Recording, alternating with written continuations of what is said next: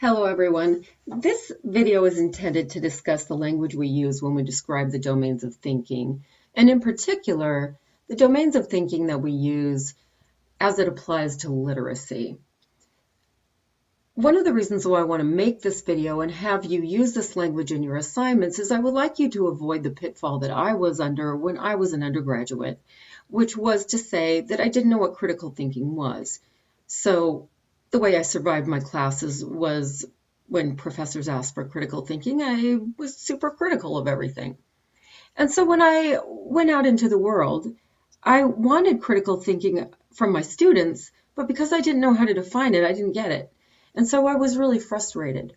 And so being very precise about the language you use and what you want helps students know what you want, and it's going to get you more interesting discussions and more interesting thinking. Because what we really want to do is move students from factual recall to complex interrelationships. It's one thing to be able to label the parts of the cell, or maybe label the parts of an atom, but until you really understand how those function in the real world, and how things can be manipulated, and what the liabilities of that are, you're really never getting students into a place that they can hook on and see why stuff is relevant. So in order to talk about the vocabulary we use, I want to use Bloom's taxonomy, and some of you are going to be familiar with this anyway.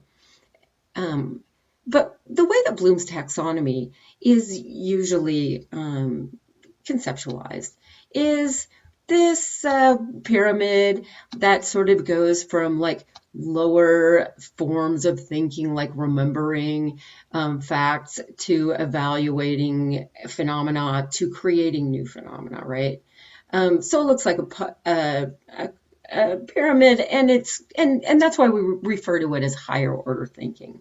But what I want to do in this video is kind of reverse the metaphor. We're going to use the same terms, but I want you to think about it as a tree.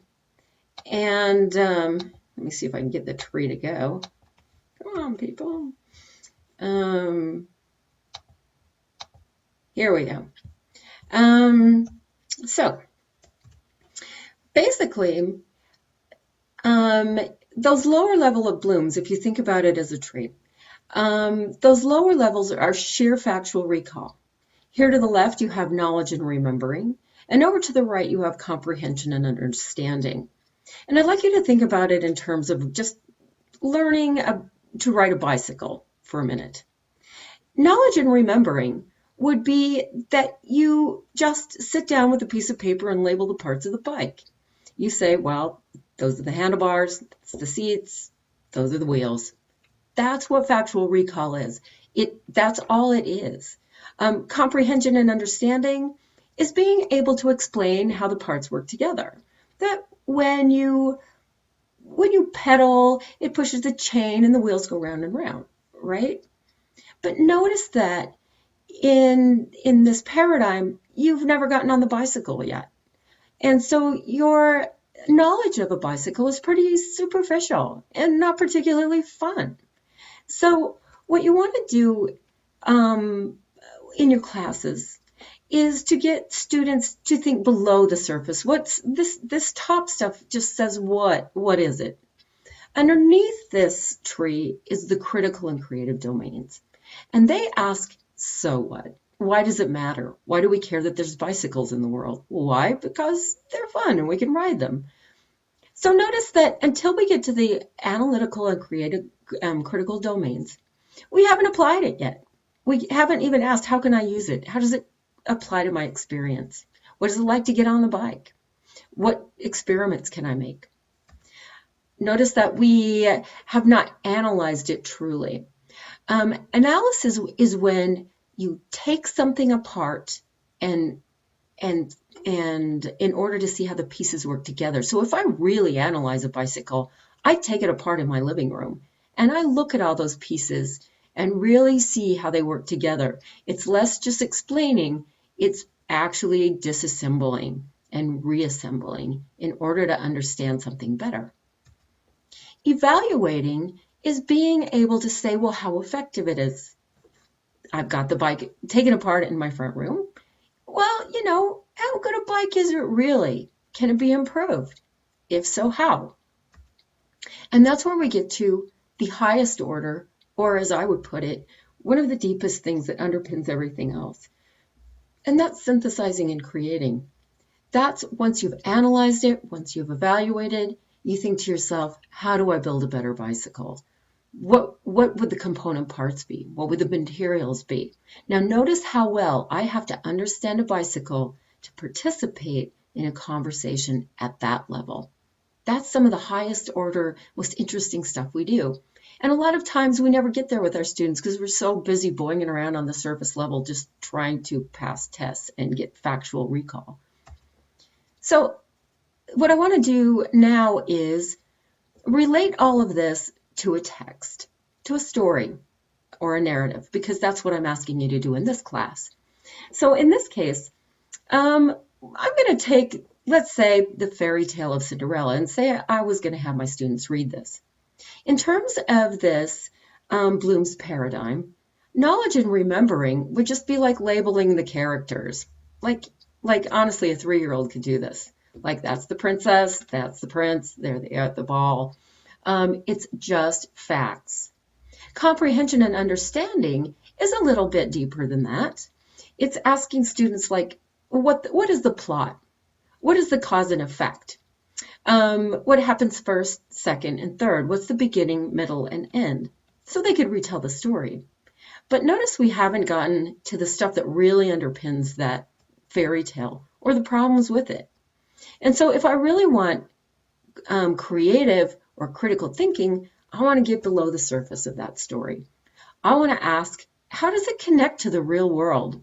Where are other instances of this story floating around in movies and books? I want to analyze it. What are those parts? What function does the fairy godmother play? What if she wasn't in there? What if the Cinderella was not as passive? What do different versions tell us? What is the theme of this thing? Evaluating is asking, well, what are the weaknesses and liabilities of this? If we really buy into this version of it, especially say the Disney version of this, does it send a message we don't want to send? How effective? How good is it? Could it be improved? Synthesizing, finally, is taking a story that we know, whether it's in science, whether it's in mathematics, whether it's in folklore, and saying, how do we build a better story? How do we build a better bicycle? How do we build better weather surveillance recording stuff? This is the hardest thing anyone does in the world, is recreate stuff. And so when we can get our students to this level, it's really a lot of fun. But you have to work through everything else. You can't start with creating a new bicycle. You have to understand a lot about bicycles first. And you can't create a better story unless you understand how stories work and themes. So when you do your assignment with your texts in these classes and your lessons, I'm hoping you'll use this language. You'll see a handout that's printable in the module that has all of this stuff on it. Notice all of the verbs, the tasks especially. That's the language I'm hoping you use to list, identify, summarize, describe. Use the language of the profession. Be precise. Instead of say, I want students to think about, say, I want them to connect. I want them to infer. I want them to compare and contrast. By using this vocabulary, you sound like a professional, and you are a professional. You look like you know what you're asking for, and you do. So that's why I'm asking you to use these terms, make them your friends, and I look forward to your thinking as you turn in your work this week.